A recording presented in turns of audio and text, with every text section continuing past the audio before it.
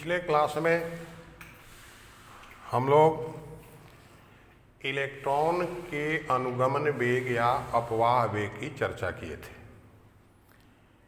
अब देखो, तो अनुगमन वेग Vd बराबर हम लोग का सूत्र आया था ई टॉ बटा एम, इसी को लिखे थे ई भी टॉ बटा एम इंटू एल। यहाँ पर ई क्या है? तो ई इलेक्ट्रॉन के आवेश का परिमाण है, कैपिटल ई चालक पर आरोपित विद्युत क्षेत्र है, टॉ जो है श्रांति काल मतलब दो इलेक्ट्रॉन के दो क्रमागत टक्करों के बीच लगा समय, और एम इलेक्ट्रॉन का द्रव्यमान है। यहाँ भी चालक के सिरा पर आरोपित विभवांतर है और एल चालक की लंबाई है। अब आज हम लोग देखेंगे, परिभाषित करना है इलेक्ट्रॉन की गतिशीलता, मोबिलिटी ऑफ इलेक्ट्रॉन।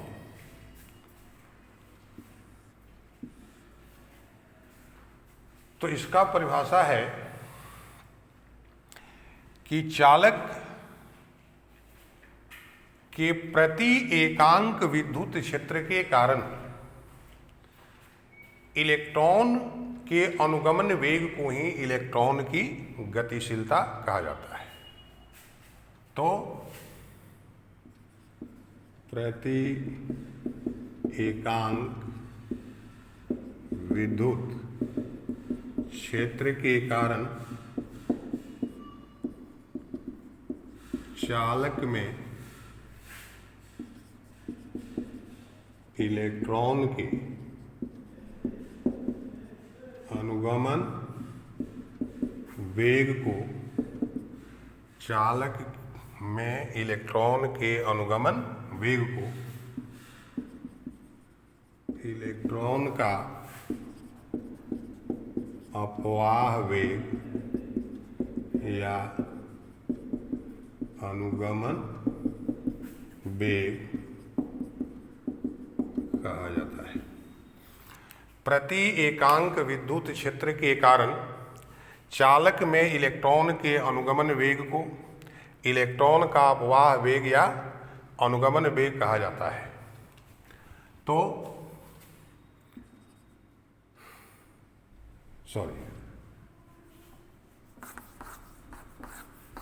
इलेक्ट्रॉन की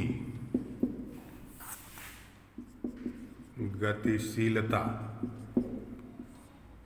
कहा जाता है प्रति एकांक विद्युत क्षेत्र के कारण चालक में इलेक्ट्रॉन के अनुगमन वेग को इलेक्ट्रॉन की गतिशीलता कहा जाता है। अतः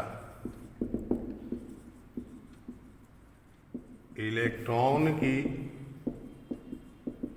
गतिशीलता म्यू बराबर Vd बटा ई। यहाँ पर Vd इलेक्ट्रॉन का अनुगमन वेग जो हम लोग पिछले वीडियो में निकाले हैं, और ई उस पर आरोपित विद्युत क्षेत्र। तो अब यहाँ पर अगर Vd का इस मान को रखते हैं ई टॉ बटा एम इंटू ई, तो ई कैंसिल हो जाएगा, ई टॉ बटा एम, ई कैंसिल हो गया। अभी यहाँ पर क्या है? आवेश है। टॉ क्या है? श्रांति काल है। एम द्रव्यमान है। तो इस गतिशीलता का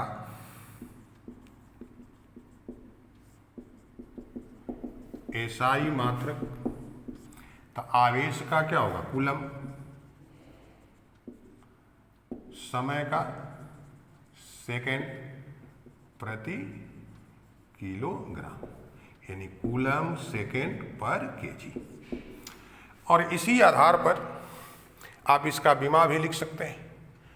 तो आवेश का आई टी, समय का टी बटा में एम, तो इसका विमा m to the power -1 I T square. तो इस प्रकार से इलेक्ट्रॉन की गतिशीलता को आप परिभाषित कर सकते हैं। प्रति एकांक विद्युत क्षेत्र के कारण चालक में इलेक्ट्रॉन के अनुगमन वेग को इलेक्ट्रॉन की गतिशीलता कहा जाता है। अतः इलेक्ट्रॉन की गतिशीलता म्यू बराबर वी बटा ई बराबर स्मॉल ई कैपिटल ई टॉ बटा एम वी का मान बटा इंटू ई कैंसिल हो गया ई टॉ बाई एम। इसी सूत्र के आधार पर इसका मात्रक और विमान लिख दिए। अब देखो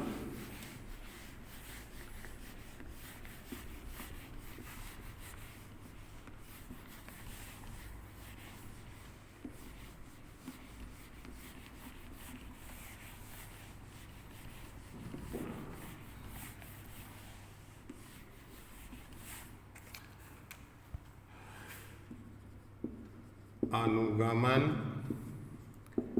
वेग तथा विद्युत धारा घनत्व के बीच संबंध। अनुगमन वेग तथा विद्युत धारा घनत्व के बीच संबंध। मान लीजिए यह एक चालक है जिसकी लंबाई L है, इसके अनुप्रस्थ काट का क्षेत्रफल A है, इस पर आरोपित विभवांतर भी है और इसमें इलेक्ट्रॉनों का अनुगमन वेग Vd है। माना कि एक समरूप चालक है जिसके अनुप्रस्थ काट का क्षेत्रफल A है, जिसकी लंबाई L है,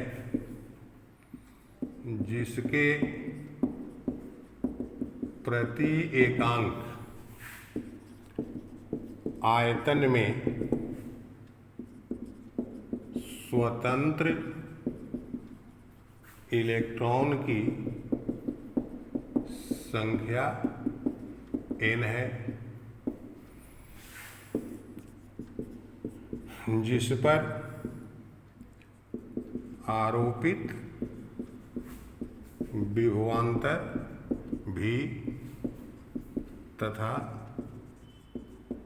विद्युत क्षेत्र E है। इलेक्ट्रॉन का अपवाह वेग Vd है। एक चालक है जिसके अनुप्रस्थ काट का क्षेत्रफल A है, जिसकी लंबाई L है, जिसके प्रति एकांक आयतन में स्वतंत्र इलेक्ट्रॉनों की संख्या n है, जिसमें इलेक्ट्रॉन का अपवाह वेग Vd है। अब यहीं पर एक लाइन आपको समझना है। चालक के किसी काट से प्रति सेकेंड प्रवाहित आवेश अर्थात चालक से प्रवाहित होने वाली विद्युत धारा I बराबर।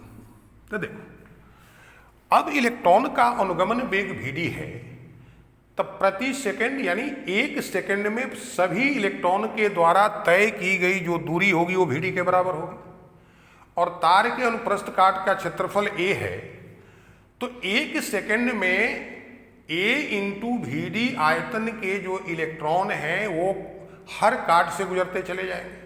प्रति एकांक आयतन में इलेक्ट्रॉन की संख्या कितनी है n, तो एक सेकंड में जो हर काट से इलेक्ट्रॉन गुजरेंगे वो हो गया NaVd और एक इलेक्ट्रॉन के आवेश के परिमाण को स्मॉल ई सब्स्टिट्यूट करते हैं तो टोटल आवेश हो गया E।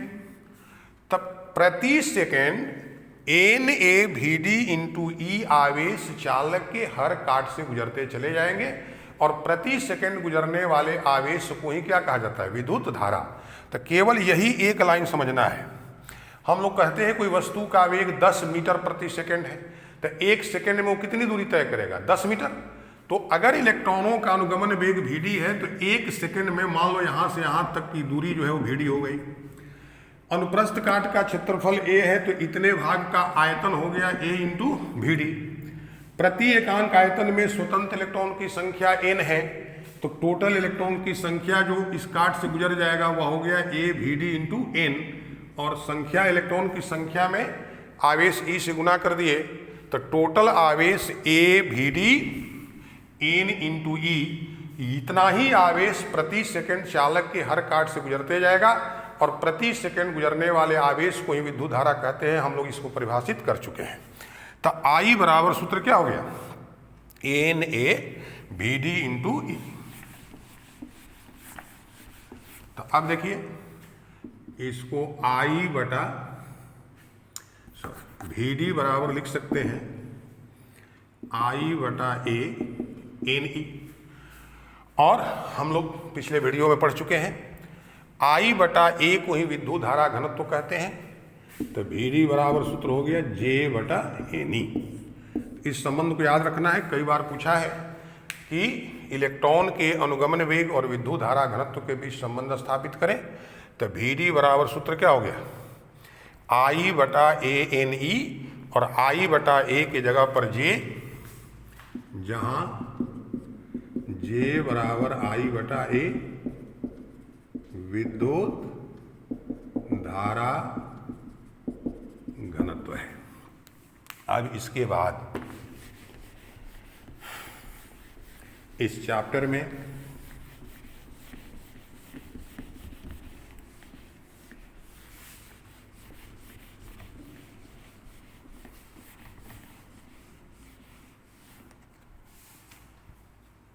ओम का नियम, ओम्स लॉ। तो अभी हम लोग चर्चा कर चुके कि चालक उसे कहते हैं जिसमें स्वतंत्र इलेक्ट्रॉन उपस्थित है, लेकिन वे स्वतंत्र इलेक्ट्रॉन चालक में एक निश्चित दिशा में तभी प्रवाहित होते हैं जब उसके सिरों के बीच विभवांतर आरोपित किया जाता है। तो उस विभवांतर के कारण ही इलेक्ट्रॉन का प्रवाह होता है, यानी विद्युत धारा चालक से प्रवाहित होती है। तो इस विभवांतर जो चालक के सिरों पर आरोपित किया गया और उसमें जो धारा प्रवाहित होना शुरू हो गई, इनके बीच क्या संबंध है, इसी को यह नियम जो है व्याख्या करता है। तो अभी जैसे हम लोग सूत्र लिखे कि Vd बराबर सूत्र I बटा A Ne, इसमें Vd इलेक्ट्रॉन का अनुगमन वेग है, I क्या है? विद्युत धारा, A चालक के अनुप्रस्थ काट का क्षेत्रफल। अब Vd बराबर जो हम लोग सूत्र पढ़े थे E टॉ बटा M I बटा A Ne, और EV टॉ बटा ML I बटा A Ne। ध्यान दीजिएगा I बराबर, इसको इधर ले जाइए, तो E टॉ बटा ML ANE इंटू भी हो गया, ANE को इधर लेके चले आए तो I बराबर E स्क्वायर एन ए टॉ बटा ML इंटू भी। ध्यान दीजिए यहां पर E क्या है? इलेक्ट्रॉन के आवेश का परिमाण है या अचर राशि है। N चालक के प्रति एकांक आयतन में स्वतंत्र इलेक्ट्रॉनों की संख्या है। A चालक के अनुप्रस्थ काट का क्षेत्रफल है। टॉ श्रांति काल है। M इलेक्ट्रॉन का द्रव्यमान और L चालक की लंबाई है। तो किसी एक चालक के लिए ये जो राशि है वो अचर है, तो इसको आप लिख सकते हैं I समानुपाती भी।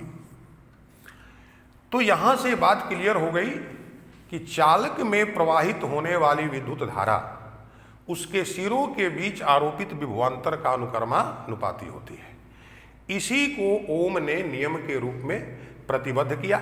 उसने क्या कहा कि नियत तापक्रम पर किसी चालक में प्रवाहित होने वाली विद्युत धारा उसके सिरों के बीच आरोपित विभवांतर का अनुक्रमानुपाती होती है। यही ओम का नियम है। तो नियम क्या है? तो नियत तापक्रम पर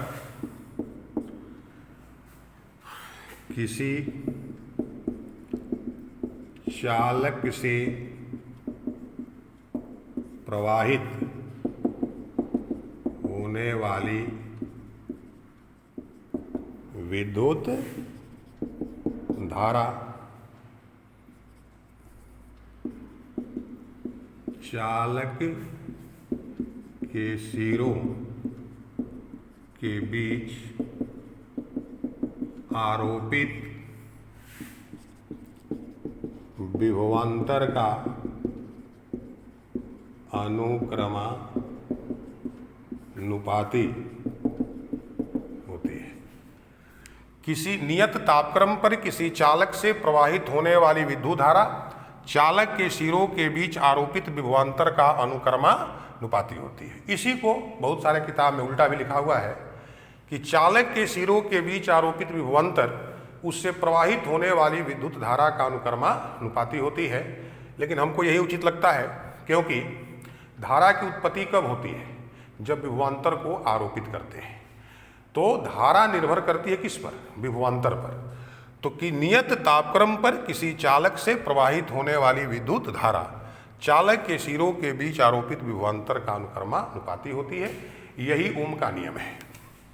तो यदि चालक के सिरों के बीच आरोपित विभवांतर भी है और चालक से प्रवाहित होने वाली विद्युत धारा I है, तब I समानुपाती भी। अब जब भी समानुपाती चिन्ह हटाकर बराबर का चिन्ह देते हैं तो कोई ना कोई अचर राशि आती है। तो यहाँ पर I बराबर V/R। अब प्रश्न है R क्या है? तो R को चालक का प्रतिरोध कहा गया। कहे प्रतिरोध, तो प्रतिरोध का अर्थ है रुकावट से। तो किसका रुकावट? तो इलेक्ट्रॉनों के प्रवाह में रुकावट। इलेक्ट्रॉनों में प्रवाह में रुकावट कहाँ से उत्पन्न होता है? तो चालक में जिन परमाणुओं से इलेक्ट्रॉन निकल करके स्वतंत्र हुए हैं वो तो परमाणु अपने अपने जगह पर उपस्थित हैं। तो जैसे इलेक्ट्रॉनों का प्रवाह होता है वो जो है टकराते हैं किनसे? परमाणुओं से। तो इस प्रकार से इलेक्ट्रॉनों के प्रवाह में अवरोध उत्पन्न होता है और उसी अवरोध का नाम यहाँ पर क्या दिया गया? प्रतिरोध। जहाँ R चालक का प्रतिरोध है।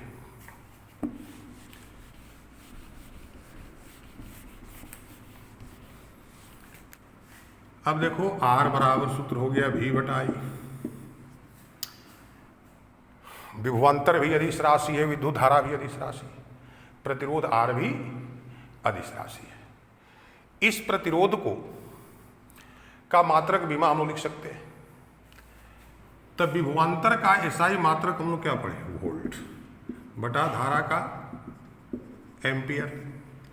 तब प्रतिरोध का SI मात्रक वोल्ट पर एम्पियर हो गया और इस वोल्ट पर एम्पियर को कहते हैं ओम। वोल्ट पर एम्पियर को क्या कहते हैं? ओम कहते हैं। बीमा, तब विभवांतर का बीमा आप जानते हैं ml² T-3I-1। विभवांतर का अगर नहीं भी याद हो तो कार्य बटा आवेश। कार्य का ml² T-2 होता है, आवेश का IT होता है और बटा में I। तो ml² T-3I-2। तब प्रतिरोध का SI मात्रक क्या हो गया? ओम। और इसका बीमा क्या हो गया? ml² T⁻³ I⁻²। अब देखो कभी कभी कहता है 1 ओम को परिभाषित करें, तो अगर हम लोग 1 वोल्ट बटा 1 एम्पियर तो बराबर 1 ओम हो जाएगा। तो यहां से आप 1 ओम को कैसे परिभाषित करेंगे? तो यदि चालक के सिरों के बीच 1 वोल्ट विभवांतर आरोपित करने पर उससे 1 एम्पियर की धारा प्रवाहित होती है, तब चालक के प्रतिरोध को 1 ओम प्रतिरोध कहा जाता है। यदि चालक के सिरों के बीच 1 वोल्ट विभवांतर आरोपित करने पर चालक से 1 एम्पियर की धारा प्रवाहित होती है, तब चालक के प्रतिरोध को 1 ओम, इसका चिन्ह होता है संकेत 1 ओम कहा जाता है। यदि चालक के सिरों के बीच 1 वोल्ट विभवांतर आरोपित करने पर चालक से 1 एम्पियर की धारा प्रवाहित होती है, तब चालक के प्रतिरोध को 1 ओम प्रतिरोध कहा जाता है। अब देखो यह जो प्रतिरोध है इसका परिपथ में, तो जिस युक्ति का उपयोग हम लोग प्रतिरोध के लिए करते हैं उसको प्रतिरोधक कहते हैं, रेसिस्टर। और प्रतिरोधक को परिपथ में ये 2 संकेत से निरूपित किया जाता है, एक ये भी संकेत मिलेगा, एक ये भी संकेत मिलेगा। तो अगर संकेत इस प्रकार का है, इसका मतलब प्रतिरोध जो है वो नियत है, प्रतिरोधक का यह प्रतिरोध निश्चित है, उसमें कोई परिवर्तन नहीं होगा। और यहाँ पर अगर ऐसा चिन्ह है, इसका मतलब कि इस प्रतिरोध का मान आवश्यकता अनुसार हम लोग बदल सकते हैं। अब देखो प्रतिरोध के व्युत्क्रम को चालकत्व कहा जाता है। तो इसके बाद की चर्चा जो है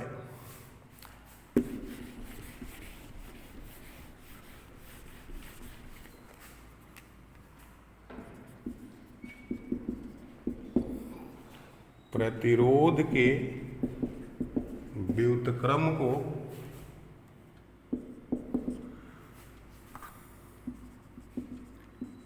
चालकत्व कहा जाता है। अतः चालकत्व C बराबर 1/R। अब इस चालकत्व का, इसको आप लिख सकते हैं I/V, इसका उल्टा चालकत्व का SI मात्रक ओम इनवर्स या मो होता है, उल्टा इसका बीमा m-1 l-2 T⁻³ I² होता है, यानी जो प्रतिरोध है उसका उल्टा। तो इस प्रकार हम लोग समझ गए ओम का नियम, प्रतिरोध, उसका व्युत्क्रम को चालकत्व कहते हैं, कंडक्टेंस अंग्रेजी में। अब इसके बाद ओम के नियम में कुछ खामियां हैं, उसकी चर्चा हम लोग नेक्स्ट वीडियो में करेंगे। Thank you.